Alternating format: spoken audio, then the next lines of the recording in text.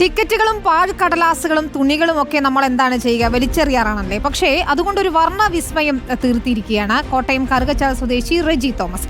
ആ കലാസൃഷ്ടി ഒന്ന് കണ്ടുവരാം.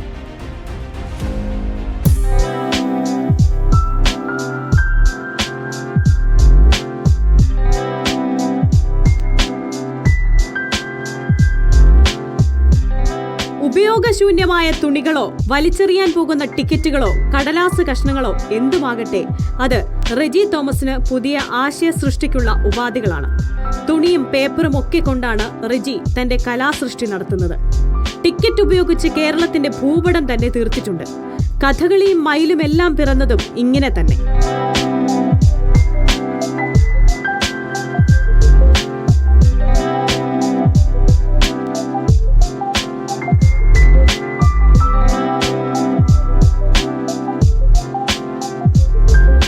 ഫോട്ടോഗ്രാഫർ കൂടിയാണ് കലാകാരൻ.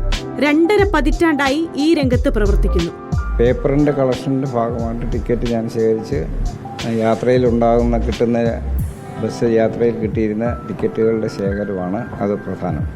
അങ്ങനെ ഞാൻ കുറേ ഇമേജുകൾ ഉണ്ടാക്കിയെടുത്തിട്ടുണ്ട്. സാധാരണ കടലാസും തുണികളും ഉപയോഗിച്ചാണ് ഈ ചിത്രങ്ങളെല്ലാം ചെയ്തിരിക്കുന്നത്.